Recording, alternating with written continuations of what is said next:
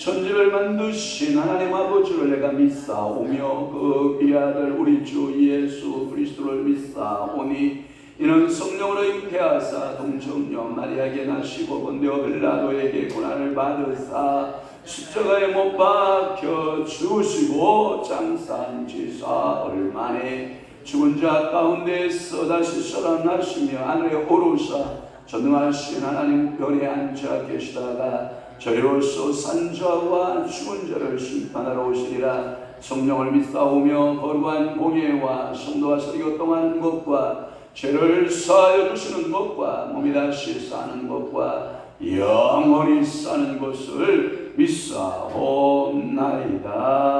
아멘. 이 주의 아들들아 내 말을 듣고 내 입의 말에 주의하라. 내 마음이 음료의 길로 치우치지 말며 그 길에 미혹되지 말지어다. 그의 집은 수월의 길이라 사망의 빵으로 내려가느니라. 그렇습니다. 오늘도 아들 되어진 우리가 여호와의 명령, 여호와의 계명, 여호와의 법도대로 살지 못하고 하나님 아버지의 말에 귀를 기울이지 못하면 마음이 음료의 길로 치우치게 되고 우리의 심령들이 미혹의 길로 가게 되는데 그것이 바로 수월의 길이고 그것이 바로 사망의 방으로 내려가게 된다라고 오늘도 사무서 7장의 말씀은 분명히 우리에게 선언하고 계신 줄로 믿사오니 오늘도 우리는 이방의 계집에 흠으로 내려가지 않게 하시고 그것은 수월의 길이요 그것은 사망의 방인 줄 알고 우리가 믿음 안에서 오늘도 신앙의 정절을 지키고 예수 그리스도로 인하여 기뻐하고 예수 그리스도 말씀을 따라 우리가 순종하며 행함으로 하나님 아버지 앞에 거룩한 성도의 삶들을 살아내도록 우리 아버지가 축복하여 주옵소서. 오늘도 이 새벽에 하나님 아버지 기도의 소원 기도의 제목 가지고 나왔나이다. 저들을 긍휼히 여기시고 불쌍히 여겨 주소서. 저들의 기도가 하늘에 상달되게 하여 주옵시고 오늘도 밴드와 유튜브로 함께하는 모든 주의 성도들과 주의 종도를 복되게 하여 주시옵소서. 영광을 받으실 줄로 믿사옵고 예수 그리스도의 이름으로 축복하며 기도하옵나이다. 아멘.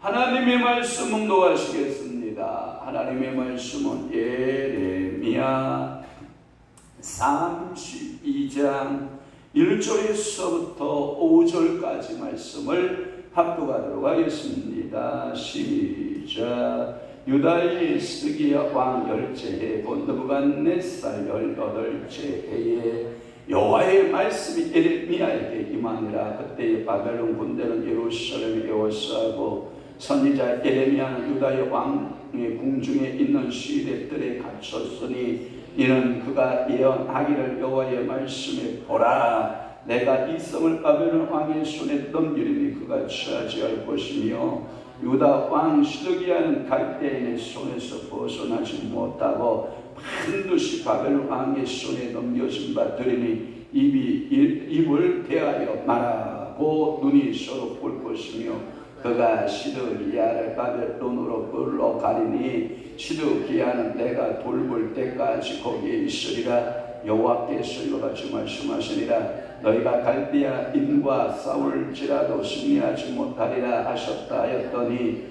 유다 왕 시드기야가 이르되 네가 어찌하여 이같이 예언하였느냐 하고 그를 가두었음이었더라. 아멘. 오늘 은혜 받으실 말씀은 예레미야 32장 1절에서부터 5절 말씀을 중심으로 해서 에레미야의 가슴이에요. 에레미야의 가슴. 거기에 보면 2절 말씀에 보면 에레미야는 선지자 에레미야는 유다의 왕의 궁중에 있는 시대들에 뭐했다? 갇혔으니. 그래서 이 말씀을 중심으로 해서 에레미야의 갇힘이라고 하는 말씀을 통해서 내봤습니다. 큰 대략적인 개론을 조금 말씀드려 보도록 할게요. 32장에서부터 38장은 이제 드디어 역사의 하이라이트가 뭐냐면 예루살렘이 포위되는 거예요. 오늘 성경에 보면 예루살렘이 전부 다 에워싸임을 당했다. 예루살렘의 포위 중에 에레미야의 그걸 보고 뭐냐면 행동 뭐 이런 것들을 여러분들 좀 보려고 하는 거예요. 그래서 예루살렘 포위 중에 에레미야가 어떻게 했는가 이것을 지금 보려고 하는 거죠. 그러면 32장에서부터 38장까지가 잠시를 봐요. 그러면 32장에 38장까지 에레미야의 행동 속에서 뭐가 들어있냐면 예언이 들어있어요. 그러니까 에레미야를 잘 주목하여 보면 하나님의 뜻이 들어있어요. 그래서 내용들을 분해해 보면 32장은 예레미야가 밭을 사는 행동을 해요. 그래서 예레미야가 밭을 샀다.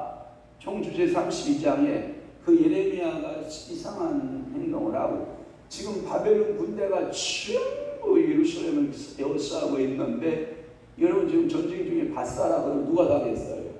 그런데 예레미야는 산다 안 산다? 산다. 그 말의 의미는 뭐냐면 그 밭을 사놓으면 반드시 돌아온다 안 돌아온다?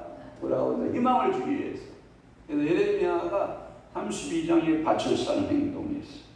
그리고 예레미야가 33장에 넘어가서는 다윗 왕국의 회복을 선포해요. 다윗 왕국의 회복이 있어요.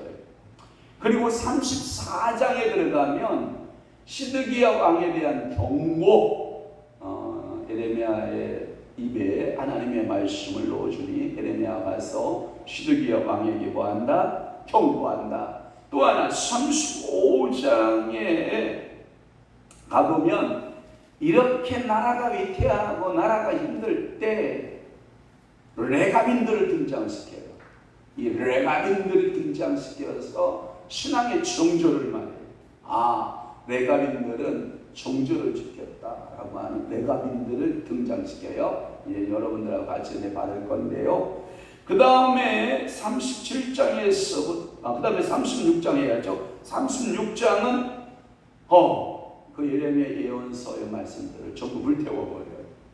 자, 만약에 예레미야 예언했던 모든 말씀들을 바루기가 썼다고 그랬잖아요. 이 바루기가 쓴 이 모든 예언서를 다 태웠다고 그러면 지금까지 예레미야서가 있을까요? 없을까요? 없을 거예요. 그럼에도 불구하고 예레미야서가 지금까지 보존되어 있는 것은 하나님은 남기신다 안 남기신다? 남기신다. 이런 은혜가 있고요. 또 하나는 37절에서부터 38장은 두 장에 걸쳐서 이 옥중에 있는 예레미야예요. 그래서 옥에서 얼마나 하나님 앞에 간절히 기도하는지 몰라요. 이 예레미야의 옥중에 있는 예레미야의 모습들을 이렇게 시간을 두고 상고하도록 하겠습니다. 그러면 오늘 본문은 예레미야가 밭을 산다라고 하는 그 사정을 밝히고 있고 오늘 2장에 예루살렘은 전부 다 포위되어 있었고 예레미야는 갇혔으나 이런 절망 상태에서 밭을 산 것은 북토가 다시 이 나라가 회복된다라고 하는 것을 몸소 예레미야 예언을 통해서 예레미야의 행동을 통해서 보여주는 메시지다. 여러분 이렇게 여러분 알아들으면 돼요. 1절 그러면 유다의 왕 시드기야 한번 보세요. 참 성경의 여러분들 구조를 잘 보면 재밌는 게 뭐냐면 나라의 크기로 따지면 바벨론 제국과 유다의 왕, 여러분 바벨론은 제국이란 말이에요. 근데 유다의 왕은 자그마한 부족국가란 말이에요. 여러분 이런 표현 가능할까요?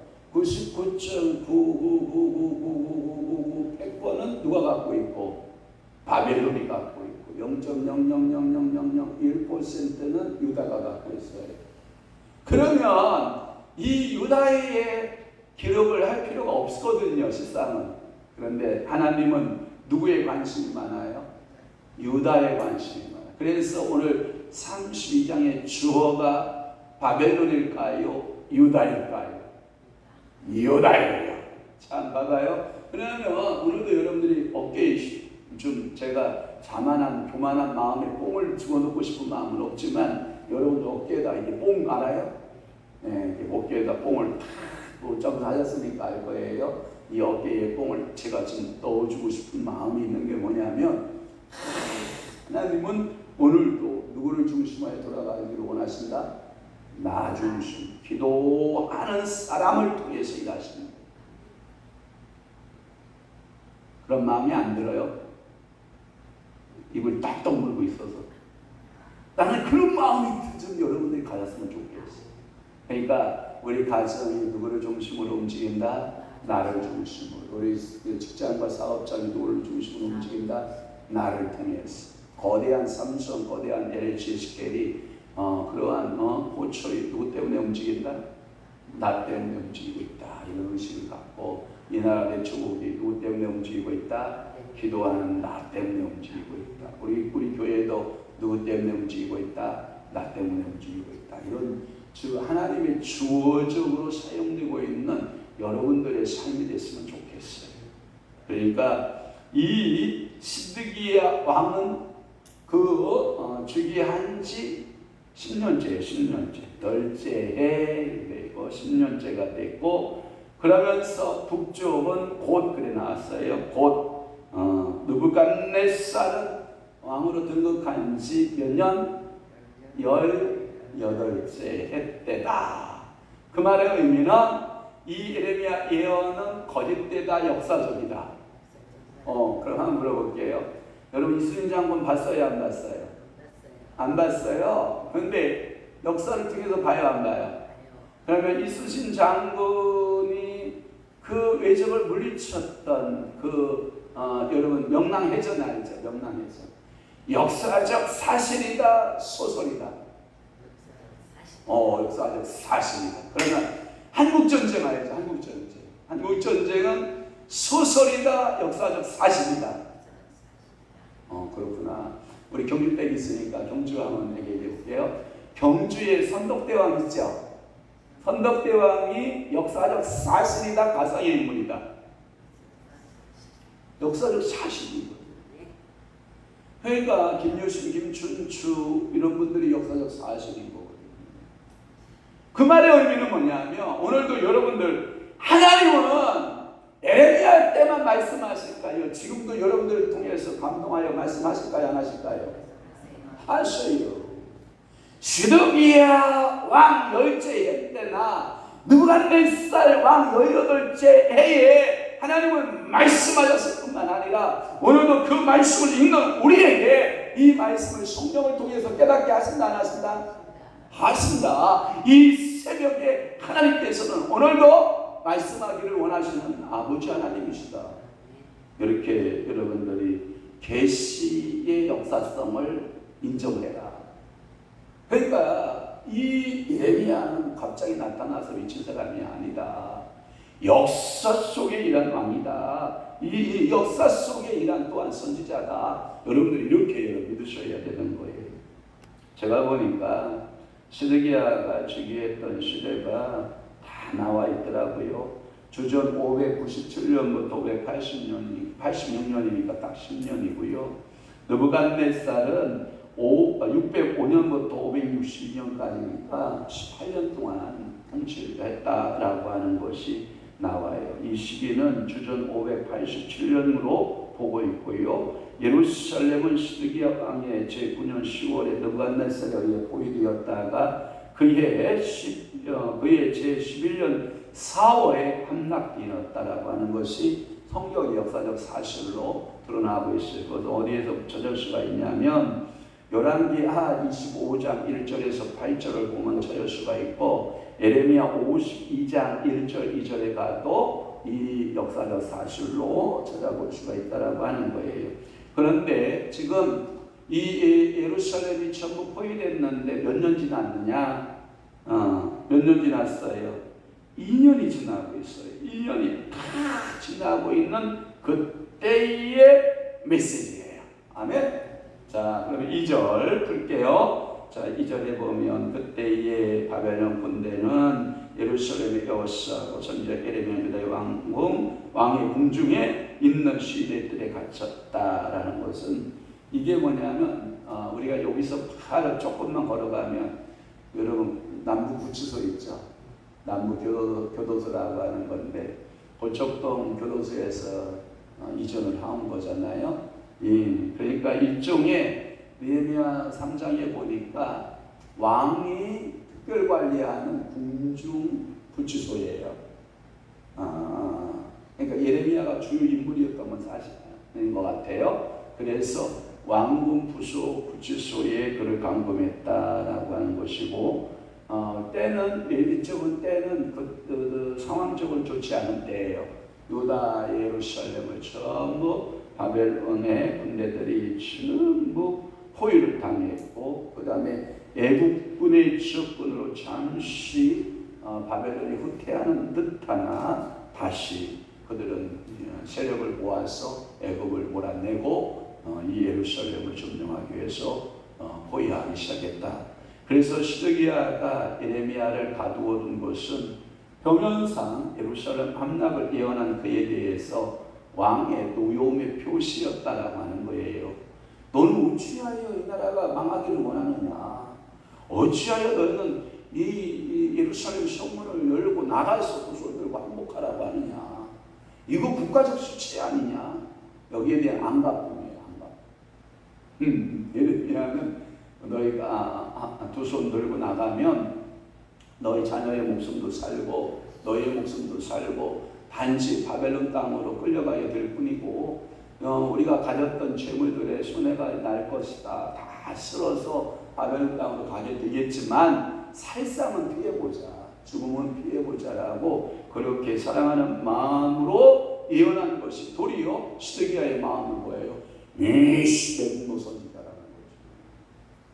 나라를 지켜 싸울 생각은 안 하고 어떻게 항복할 수 있느냐 이렇게 나온 것이죠. 그래서 이 노여움이 극에 달한 거죠. 그러니까 여봐라! 예! 그래서 예레미야 잡아와라.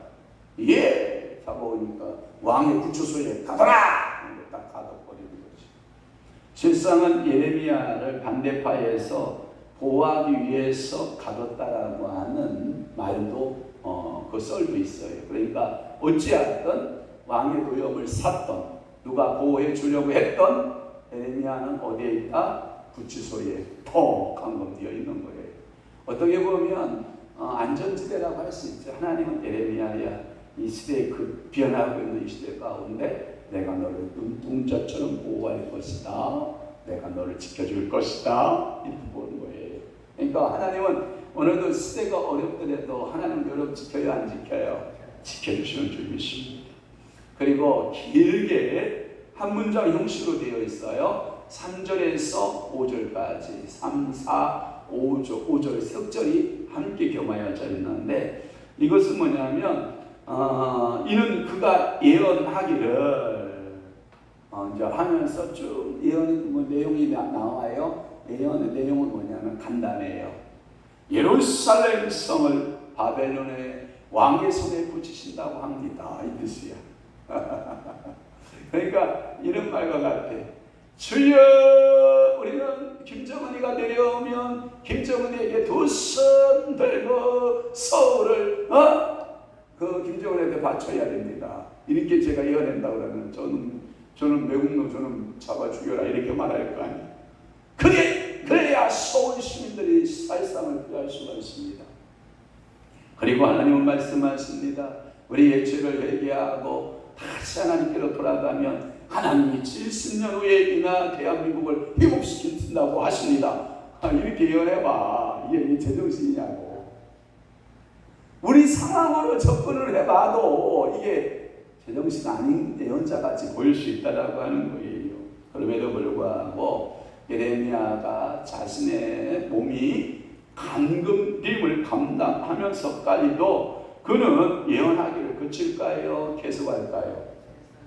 여러분 어떤 일이 생기면 하나님께서 받은 신탁이라고도 하고 하나님께 받은 어떠한 성령의 감동 어떠한 하나님께로 받은 어떠한 하나님의 기습 사건들이 내게 주어지면 여러분들은 목숨 걸고 지킬 수 있을 것 같아요?